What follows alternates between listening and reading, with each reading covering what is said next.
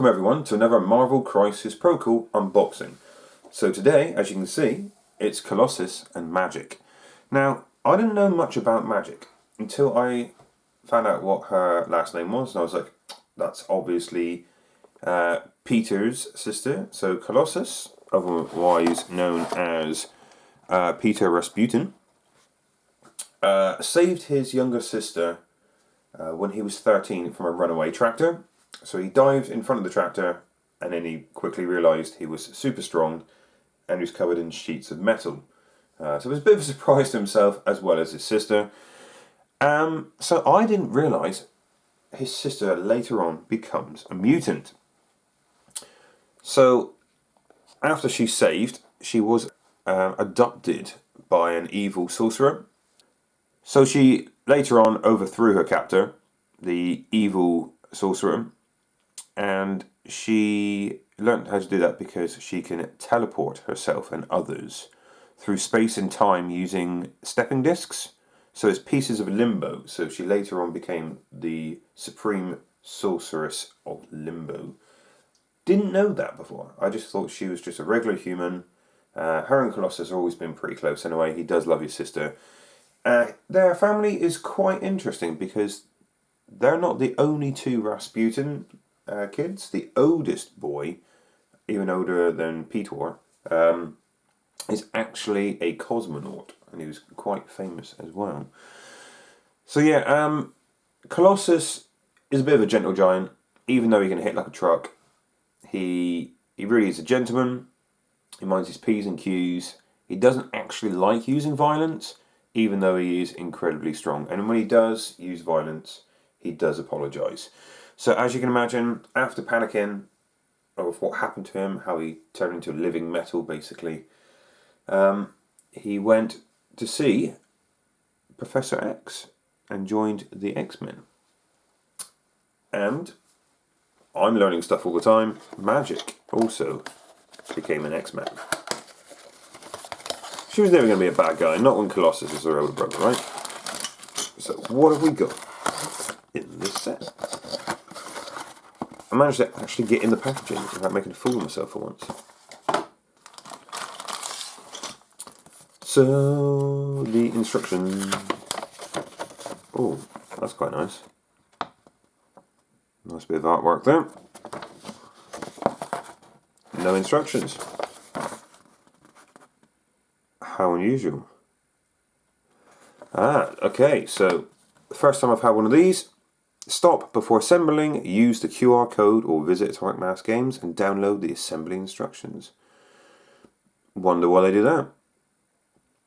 If it was to save paper, then they've used the same amount of paper. Okay, sure, why not? Let's have a look at the models next then. I mean, how hard could it be? Do we really need instructions? Oh, that's going to be a yes, because I glue it wrong. So, one thing I did notice, classic 4 bases for a small model, 2 bases for the larger model, which is obviously Colossus. So, in the picture you saw previously, Colossus is holding a sentinel arm, which I do like the detail for, but I just think at certain angles, certain light, you won't be able to see Colossus quite so much. So, on the box itself, he is obviously lit from underneath, so you can see his face clearly. And I do like that sentinel arm, but I think I would rather have it on the base. So small minor conversion, I think, coming up. But with Magik, she's like leaping out of one of her stepping stones. It looks like a whirlpool. That looks pretty cool. So her sword touches the whirlpool and not a lot else. So there's not a lot of points of contact. They do like doing this in Marvel Crisis Protocol, but it looks epic. That being said, models like Jean was a bit of a pain to put together, and Storm was quite wobbly, so I did heat up one of her lightning strikes and bend it and glue it to the back of her leg as well. So she had at least 2 points of contact. But these don't look too hard to put together. And Colossus looks massive. Look at the size of him. No wonder he's on a larger base. Right, let's get to the cards. So, Colossus, real name Peter Rasputin. Now, quite interestingly, I know Colossus has obviously worked for X-Men, but I picked him up to finish my X-Force collection. So I own all the X-Force models, and I like to be a bit of a collector as well. But it also works for Brotherhood, so it might send me down the slippery path of Brotherhood. Plus Magneto looks so cool. Anyway, enough about that. So he starts off with 6 health. He moves small. He is a man of iron after all. He is solid. He's just solid metal, which also reflects the size 3. He is a larger model as well. He costs 4 to have on your team, and his physical defense is 4, energy is 3, and the mystic is also 3. So he is slightly more durable in close combat, as you would imagine. So his strike, range 2, 5 dice, 0 cost. After his attack is resolved, this character gains energy equal to the amount of damage dealt. Fairly straightforward. But if you get a wild, he has concussive force. After his attack is resolved, the target character loses 1 energy. It's not the end of the world, but it's quite nice if it happens. So if you get a wild and they do stop it, it still takes a bit of energy away from them, which is something. Okay, it's pretty straightforward. He is all about the punching pretty much. So another range 2 for the X-Slam. It's 7 dice for 3 energy. Stun, after his attack is resolved, this character gains the stun special condition. So you don't have to get a wild, it just happens, which is quite nice. But if you do get a wild, it unlocks stagger. Stagger and stun, 2 special conditions, always great. So the difference with stagger is you have to shake it off. So if you hit somebody, their first action is to try to remove the stagger. So it's spending an action most of the time. That's pretty helpful. It's pretty helpful. It's not game changing. If they have a crisis on there that can auto remove conditions, that's always nice. But stagger really is a pain in the butt. Stun's not so bad. So stun, for those who don't know, if you would take damage from an attack, you only take a maximum of 1 energy. So if someone does 3 damage to you and you normally take 3 energy, you only are actually gaining 1 energy. So it does limit somebody. So if you can get one of those sorcerers in there and punch them in the face, it might be a good idea. Okay, so the first lot of his powers. Playing catch costs 3. Choose an interactive terrain feature of size 3 or less within 2 and throw it medium. This superpower can only be used once per turn. Now it's okay, but I don't think it's really worth 3 for him. I think maybe 2 would have been better, purely because size 3, this guy's massive. You would have thought he was mega strong. If he can stop a runaway tractor, he should be able to lift a 4, maybe? But then again, I suppose a runaway tractor probably is a 3. A building is more like 4. How many times have you seen this guy lift a building? I don't know he's that strong. But saying that, 3 energy is just above, I would say, where it needs to be. Next we have Big Brother. When an allied character is within 2 of this character and is targeted by an attack, this character may use this superpower. The character becomes a target attack regardless of range and line of sight. So it's a bodyguard for 2 energy, which is always good. I don't know how survivable Colossus is, but we haven't finished the card yet. Next we have Bodmin. So I think that translates as like very good or something. When this character is targeted by a physical or energy attack, it may use this superpower. Add 2 dice this character's defense roll against that attack. It costs 2. That's pretty good actually. If you've got energy on this guy, and you are a big brothering, which costs 2, and he gets in the way and is a physical attack, he is rolling 6 physical dice, and which brings me to the passive abilities. Organic Steel. When this character would suffer damage from an enemy effect, reduce the amount of damage suffered to 1 to a minimum of 1. So if he is getting hit in close combat, using the physical attacks. Rolling 6 dice would be nice. I mean, it costs obviously energy to do so, and whatever damage goes through, he reduces it by 1 to a minimum of 1. And as you'd imagine, since he's covered in metal, he is immune to bleed. So it's not bad. So let's say someone who causes bleed goes up against him, let's say Baron Zemo, he's going to have a hard time. Everything else, I'm not sure he's massively strong on. Energy, he's not going to be terribly good against. Energy, he's just average, same as Mystic. So on the injured side, we went from 6 health to 7 health. I don't think a lot has changed. So Plain Catch, Big Brother, Boise Moi, and Organic Steel is exactly the same. Just a little bit more health. Very good, very good. Next we have Magik, otherwise known as Ilya Rasputin. So Ilya will also work for Convocation, Defenders and X-Men. I'm not going down Convocation or Defenders route. It's not going to happen. You heard this here. Right now, I'm saying it, and then someone's watching it 6 months' time like, why is that guy playing Convocation? Mistakes happen, people. That's all I'm saying. But initially, I'm not going to do it. So, Magik, 5 health, medium movement, size 2, and she costs 3. Her defences are physical 3, energy 3, mystic 4. Of course, mystic's going to be a little bit higher, because she's been training with a sorcerer, and she is a Sorcerer Supreme herself. So her first attack is range 4 dice, 0 cost, and this, after the attack is resolved, you gain 1 energy, which is always nice. So it doesn't even have to do any damage, you just gain 1 energy. Always good. But, if she wants to be a little bit closer, Soul Sword, it's range 2, it's 5 dice, it's slightly better, and it costs 0 as well. After this attack is resolved, this character gains energy equal to the amount of damage dealt. This is the one I'm going to be aiming for, rather than the bolts. Purely because, I mean, it gives you the option. It doesn't have to be energy. You can always go for Mystic. So it depends on your target who you want to go against. Maybe not against Strange, because Strange really loves the Mystic.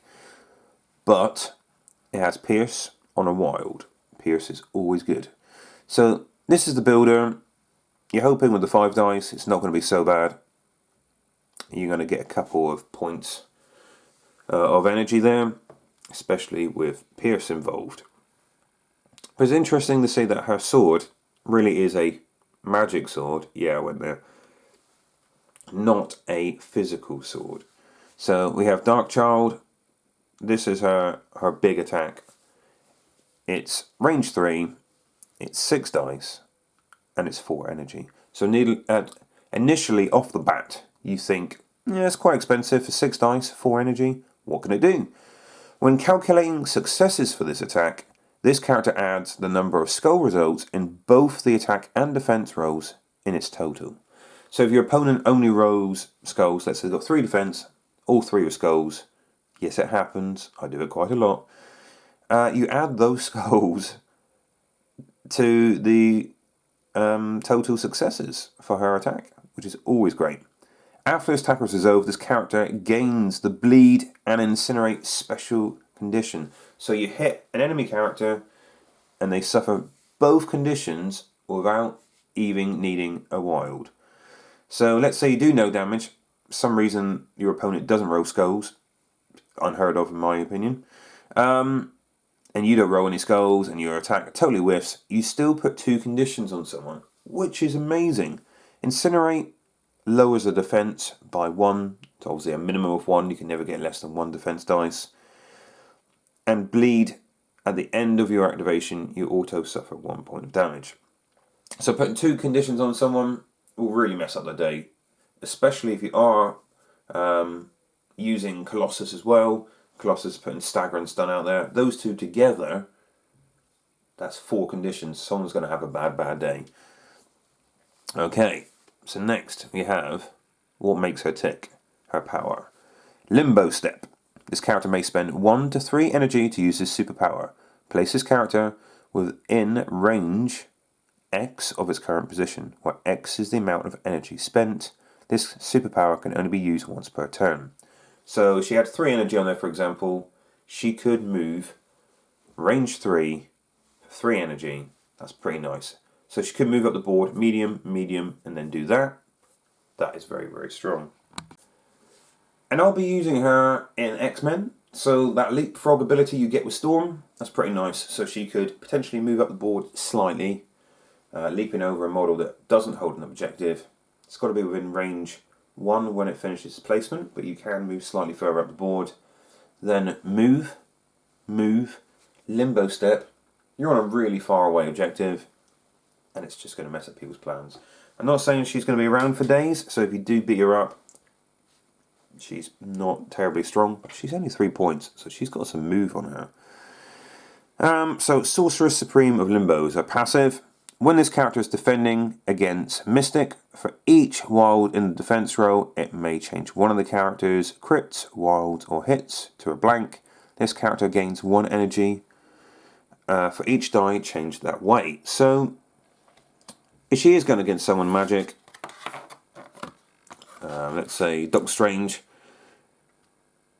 yeah, she's going to be generating some energy, but in other cases, I don't know, I think she's pretty squishy. And on the back, she's exactly the same. So, her basic attacks are the same, her basic stats are the same, she's still 5 health. She still has Limbo Step and Sorcerer Supreme. So Limbo Step's also great, because if you've got an objective token, and you've got one of those crisis tokens that you really need to get right at the back of the class, right at the back of your table edge, you can just run, and then Limbo Step, and just get away. So, I know you've got characters out there that can possibly do it better. Quicksilver is great, he'll just grab stuff and run away for days. If you've got someone that's got stealth, who's low point cost, like Black Widow, yeah, she can run out the back, and you've got to be within 3 to target her. But with Magic, you can just run with Limbo Step. As long as you've got the energy, she's getting extra movement. Next, I think we should talk about the Team Tactics cards, don't you? So, the first card is purely for Magic. It's Journey Through Limbo. So it's unaffiliated, active. During Magic's activation, she may spend 3 energy to play this card. Choose another character within range 2 of Magic. Place the chosen character within 3 of its current position, and it gains the Incinerate special condition. That's pretty nice. So if someone's really close, up in your face, and she, like I said, she's not terribly defensive, only against Mystic stuff. So if someone's coming in, let's say Carnage is going to beat the hell out of you, you can push them further away.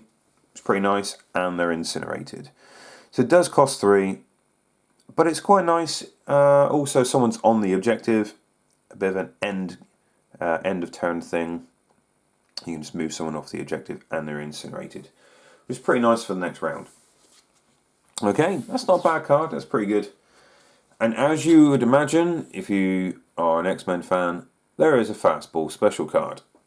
So, unaffiliated, and I do love the artwork, by the way. If Colossus is within range 2 of an allied Wolverine, both characters may spend 1 to play this card. Throw the allied Wolverine medium. Wolverine does not suffer collision.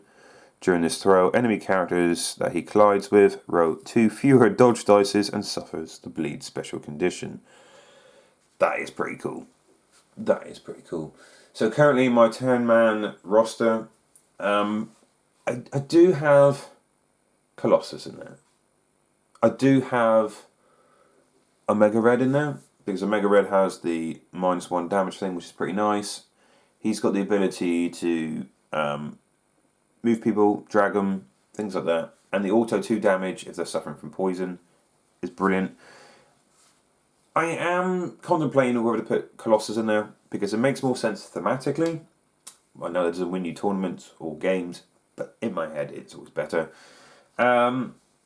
He's got the damage mitigation thing, which is great. He can throw people rather than drag people, which is a bit, okay. But the fact that I like Wolverine, and Throwing Wolverine is just purely funny, and it's in the cartoons and the comics. I love the fastball special.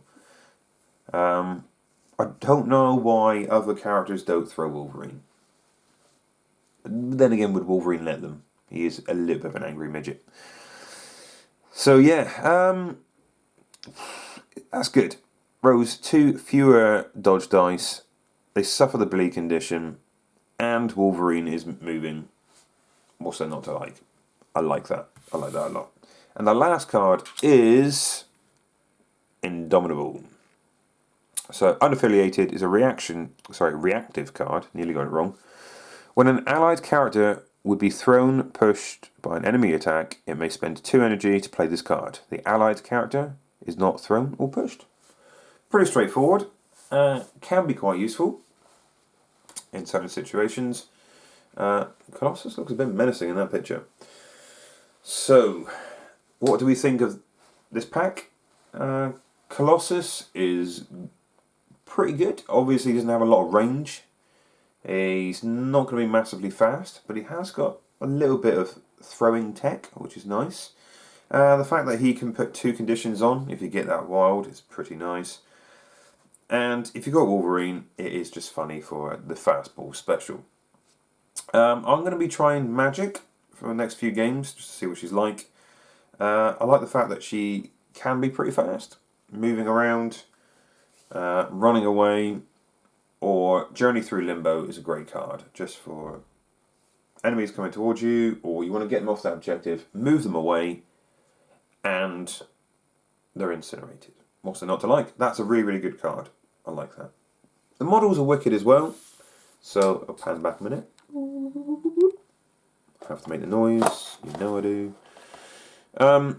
Yeah, do like the Sentinel arm. It does kind of hide the model a little bit, because overhead camera shots, or even 45-degree angle camera shots, you won't be able to see his face or his arm. I mean, it looks epic, but it just, you won't see the full model, and that might nerk me a little bit. But Magik, how good is that pose? She's literally jumping out of a portal at a slightly skew angle while going to lop somebody's head off with that massive magic sword. Fantastic models. Love the models, love the cards, and it makes sense fluff-wise. Ross is happy. Okay, thank you very much for watching, guys. Please hit that like button if you haven't done already, and please, please, please subscribe for some more great content. So we do loads of battle reports. We're doing Marvel Crisis Protocol, as you can imagine. We are doing Warcry, Aeronautica Imperialis, and 40k. We are trying to get our bums in gear and try to do some AOS, because we both have AOS armies on this channel, me and John, and there's local guys in our local club that also have AOS. We just need to paint them up. Time is always a factor, especially when you're hobby butterflying between loads of different game systems. But we do try. We do try. Okay, stay safe, everyone.